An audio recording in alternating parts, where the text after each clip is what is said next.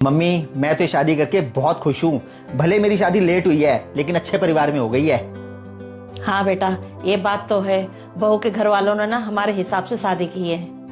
हाँ मम्मी, भाई के ससुराल वालों ने ना शादी में कोई कमी नहीं छोड़ी और भाई के ससुर वो तो बहुत ही सीधे हैं। हाँ प्रीति बेटा, बहू के मम्मी पापा ना बहुत सीधे साधे हैं। ये पता नहीं कैसे तेज निकली।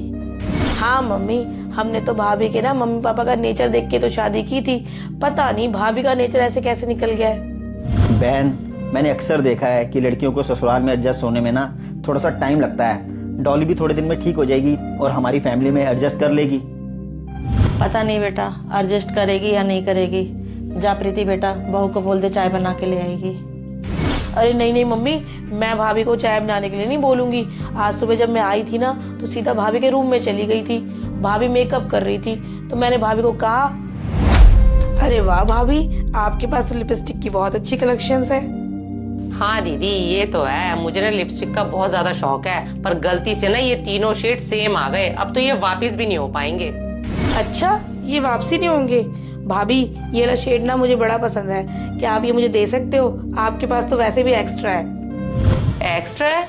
दीदी, एक्स्ट्रा होने का मतलब ये नहीं है कि मैं लंगर की तरह इन लिपस्टिकों को फ्री में बांट दूं। भाभी, मेरे कहने का वो मतलब नहीं था।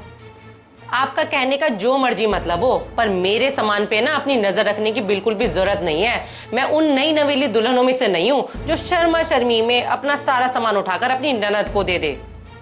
भाभी, मैंने आपसे एक लिपस्टिक ही तो मांगी थी, इस पे आप इतना चिल्ला रहे हो। अगर आपको नहीं देनी है तो आप मना कर दो। इसमें इतनी बदतमीजी करने की क्या जरूरत है? अच्छा, अब आप मुझे तमीज सिखाओगे?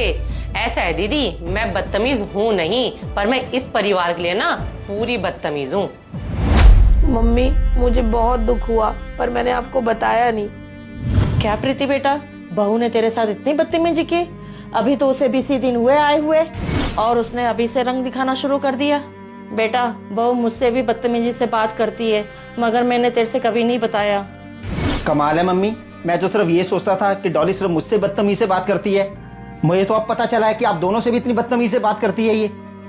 मम्मी, मेरे तक तो ठीक था लेकिन आप दोनों की इंसल्ट सहन नहीं कर सकता मैं।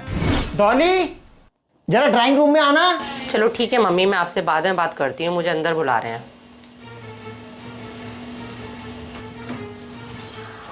क्या हो गया? क्यों इतना शोर मचाया हुआ है? क्या आफत आ गई है?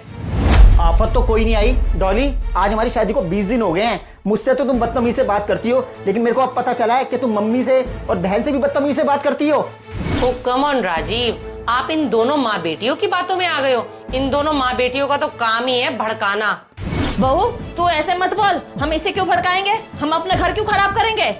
मम्मी जी, आप जैसे ही घर खराब करते हैं, जिन्हें बैठे बिठाए ना सब कुछ चाहिए होता है। बहू, मैंने क्या तेरे से बैठे बिठाए मांग लिया? मुझे जो चाहिए होता है मैं जाके ले लेती हूँ।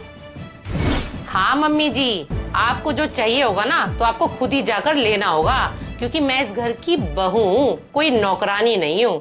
भाभी, आप इस तरह से मम्मी से क्यों बात कर रहे हो? मम्मी ने आपको कब नौकरानी समझा? क्या नौकरानी नहीं समझा? अगर मैं आते ही इस घर में इनको टाइट नहीं करती ना तो ये मेरे को नौकरानी ही बना के रख देते। और वैसे दीदी, मैं आपको बता दूं, आपका ना इस घर में बोलने का कोई भी अधिकार नहीं है, क्योंकि ये आपका अपना घर नहीं है। डॉली, ये क्या तरीका मेरी बहन से बात करने का? बदतमीजी की ना कोई हद होती है। तुम्हारे माँ बाप ने ना तुम्हें बिल्कुल भी तमीज नहीं सिखाई। ओ मम्मा बॉय, आवाज थोड़ी नीचे करके बात करो। और क्या कह रहे हो कि मेरे मम्मी पापा ने मुझे तमीज नहीं सिखाई? वैसे तमीज ना तुम तीनों को सीखने की जरूरत है। मैं तो कुछ भी बदतमीजी नहीं कर रही तुम लोगों के साथ, जितनी बदतमीजी तुम तीनों ने मेरे सीधे साधे माँ बाप के साथ की है। डॉली, वैसे हमने कौन सी ऐसी बदतमीजी कर दी तुम्हारे सीधे साधे माँ बाप के साथ जो तुम हमसे ऐसे बिहेव कर रही हो? अच्छा मम्मा बॉय, आप इतनी जल्दी भूल गए हो? अभी तो हमारी शादी को सिर्फ 20 दिन ही हुए हैं, पर जो आप लोगों ने मेरे और मेरे मम्मी पापा के साथ किया है ना, मैं पूरी जिंदगी भर नहीं भूल सकती हूँ। बहू, ये क्या गोल गोल बातें किए जा रही है? सीधे सीधे क्यों नहीं बता रही है? अच्छा मम्मी जी, आपको सीधे सीधे सुनना है तो फिर सुनो। आपको तो बहुत अच्छे से पता है कि मेरे माँ बाप की फाइनेंशियल कंडीशन अच्छी नहीं है। जब से हमारा रिश्ता हुआ है ना, आप लोगों की कोई ना कोई डिमांड ना आती रही है। और मेरे मजबूर माँ बाप अपनी इज्जत बचाने के लिए आप लोगों की सारी डिमांड पूरी करते रहे। और जब आप मुझे देखने आए थे, आप लोगों ने क्या कहा था कि हमें सिर्फ और सिर्फ आपकी बेटी चाहिए और हमें कोई भी दान दहेज नहीं चाहिए। तो हमें कुछ नहीं चाहिए, कुछ नहीं चाहिए, सिर्फ आपकी बेटी चाहिए के नाम पर ना आपने मेरे पापा की पूरी जीवन भर की कमाई ना लूट लिया है। और यहाँ तक कि अब मेरे पापा कर्जे में आ गए हैं आप लोगों की वजह से। और यहाँ तक कि मेरे पापा के पीछे पड़ के ना आपने हमारी शादी महंगे बैंक्वेट हॉल में करवाई। और ये जो आपकी बेटी खड़ी है ना, ये मेरे पापा के साथ स्पेशली दहेज का सामान खरीदने के लिए गई थी। और क्या कह रही थी मेरे पापा से कि अंकल जी हमें ना फर्नीचर अपने स्टैंडर्ड के हिसाब से चाहिए। और आपकी इस बेशरम बेटी ने ना महंगे से महंगे सामान पर हाथ रखा और मजबूरन मेरे पापा ने वो सारा सामान आपको लेकर दिया। उसके बाद भी आप लोगों के लालच का घड़ा फिर भी नहीं भरा। आपने शादी के 2 दिन पहले ही हमसे 14 लाख की क्रेटा गाड़ी की डिमांड कर दी। और आपकी खड़े पैर 14 लाख की क्रेटा गाड़ी की डिमांड सुनते ही ना मेरे पापा की तबीयत खराब हो गई थी और यहाँ तक कि उनकी सांसें तक रुकने वाली थी। आप लोगों को तो बहुत अच्छे से पता है, 2 दिन पहले हमारी हल्दी चल रही थी। सारे रिश्तेदार मेरे घर पे इकट्ठा हो रखे थे। मेरे पापा ने सारे रिश्तेदारों के आगे और अपने दोस्तों के आगे गिड़गिड़ाकर पैसे मांगे, तब जाकर 4 लाख का इंतजाम कर पाए मेरे पापा। और बाकी के 10 लाख रुपए मेरे पापा ने 3% ब्याज पर लिए, तब जाकर आपकी चमचमाती क्रेटा गाड़ी आई।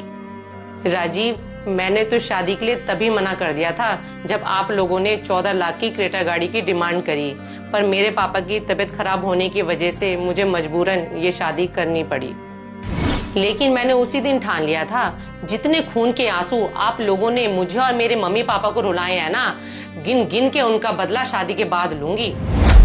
राजीव, हमारे देश की बहुत सी ऐसी लड़कियां हैं जो दहेज की वजह से या तो खुदकुशी कर लेती हैं या तो उनके ससुराल वाले उनको जान से मार देते हैं। लेकिन राजीव, मैं उन कमजोर बहुओं में से नहीं हूँ जो दहेज लोभियों के आगे अपने घुटने टेक दे। अब मैं आप तीनों को बता देती हूँ, जो जो चीजों की डिमांड आपने मेरे पापा से जबरदस्ती की है ना, उन सारी बातों की रिकॉर्डिंग मेरे पास है। अब जैसा मैं इस घर में चाहूंगी ना, वैसा इस घर में होगा।